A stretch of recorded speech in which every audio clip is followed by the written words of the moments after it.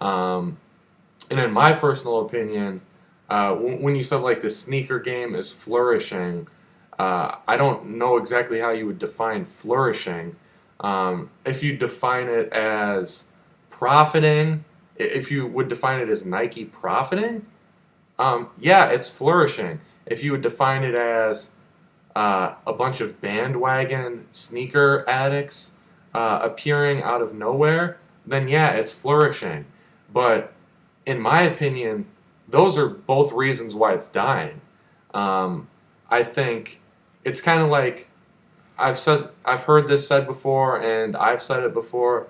It's kind of like when you have a favorite basketball team or something, and you've been rooting that team on through thick and thin, and you like for the Bulls, for example. I've been a lifetime Bulls fan, and I was a fan through the late '90s, early 2000s when they had guys like Corey Benjamin, the Ron Artest, the almost non-crazy Ron Artest, Elton Brand, all those guys. I was a fan through all those days of just Ron Mercer, just garbage players. But um, yeah, and for example, I would go to this thing called the Festivals. I went Derrick Rose's rookie year, and it wasn't too packed. I went his second, third year, not bad at all. And this year, I tried to get a ticket for like a week after, and they'd sold out. And it wasn't even like the type of event that was like a sellout thing. Most people didn't even know about it, but just because of all these bandwagon fans, like it kind of takes uh, your love of that person or event or a sports team, kind of takes a little bit of your love away. I know it shouldn't, but to me it happens with everything. Like you can have a favorite musician. Like for example, one of my ex-girlfriend had, she really liked Adele, and she liked Adele before any of this pandemonium, and none of her friends liked her.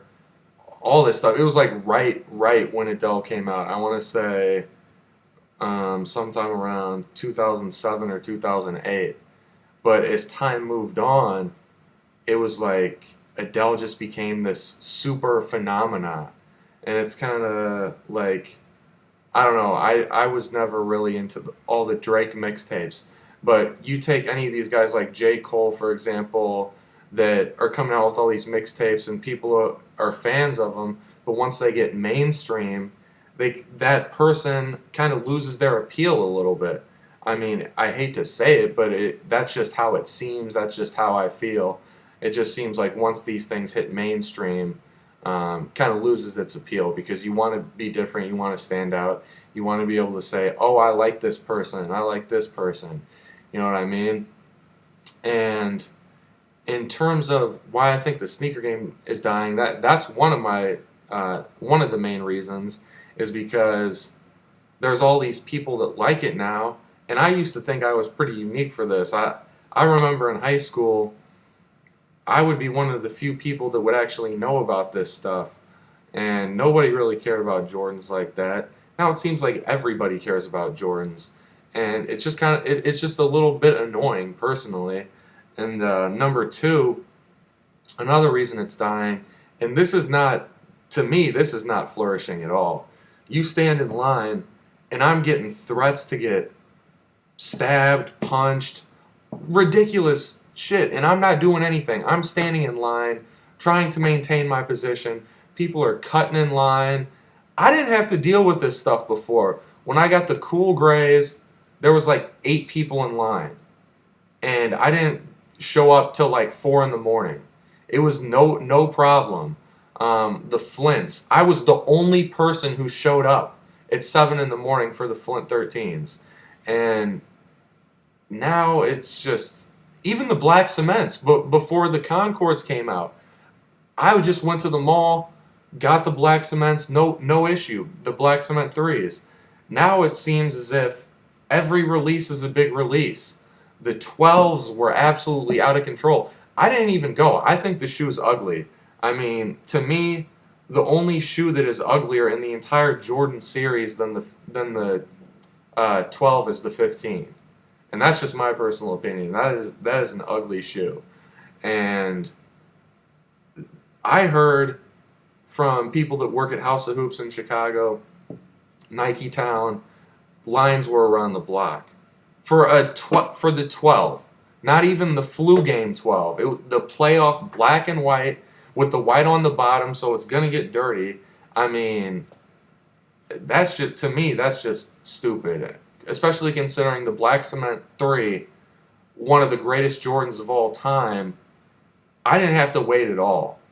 I guarantee if they re-release the cool grays or the Black Cement 3s next week, it would be out of control. Just absolutely out of control. And to me that isn't flourishing. If that's flourishing to you, I can respect your opinion, but all the crazy shit that comes along with this is not what to me is flourishing. You shouldn't have to be threatened in line. You shouldn't have to endure all this crap that never happened before. And to me, that's part of the reason why I've kind of lost my love. And you say you have to have this shoe that's the end all be all.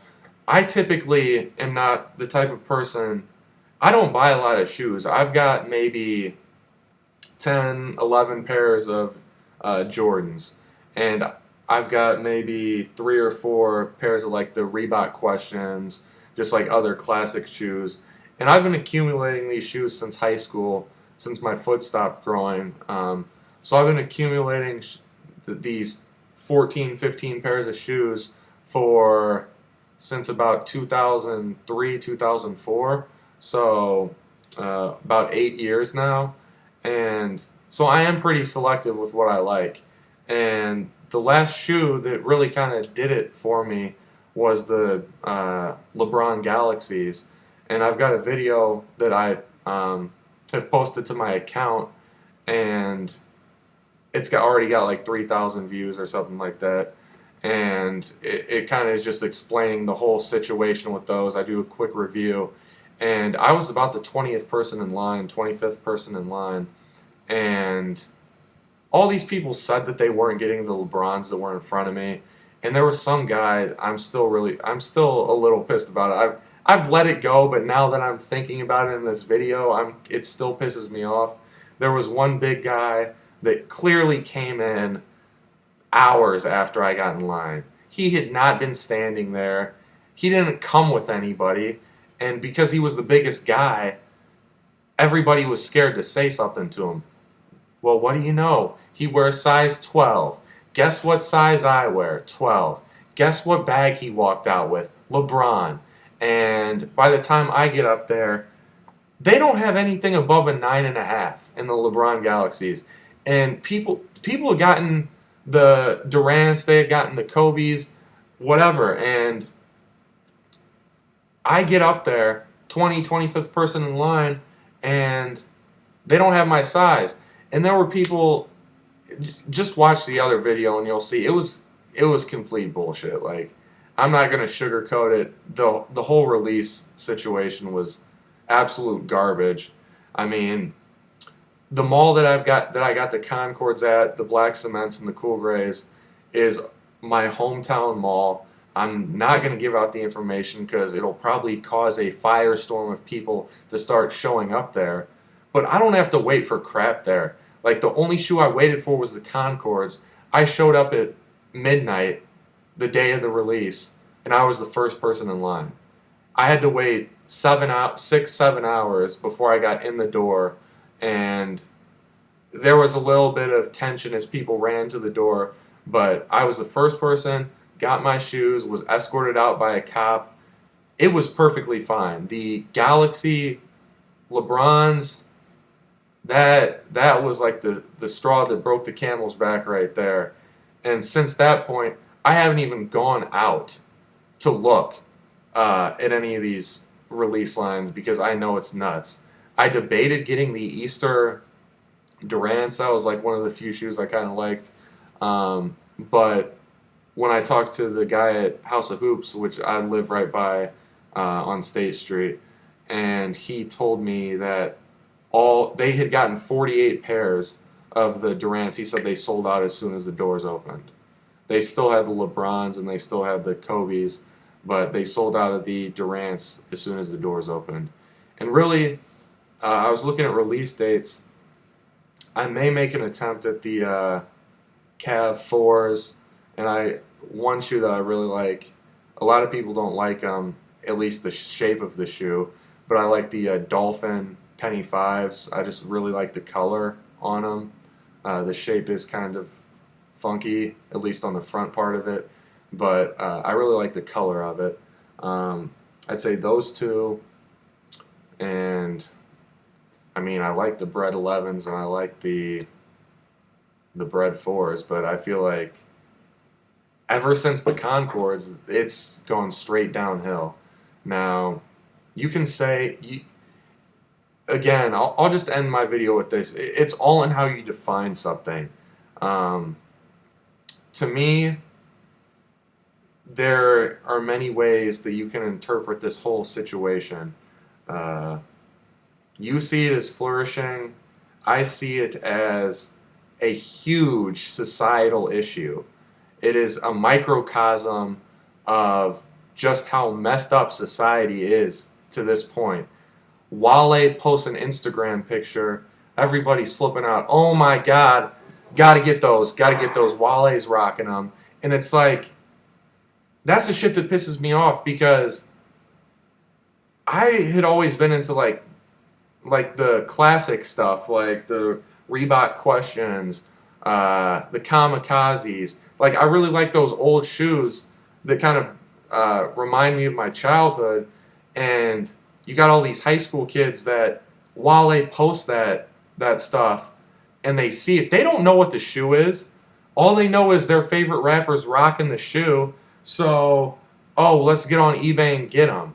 Like, another video I posted that only has like 100 some views was a video about the Azure low top 11s. Swear, got them like $39, $39, $49, dead stock, brand new, all that. Last summer for free shipping as well, and got them like $39.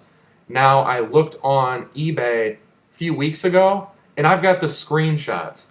There were legit videos with 30, 40 bids for the Azure low top 11s in the $140, $150 range.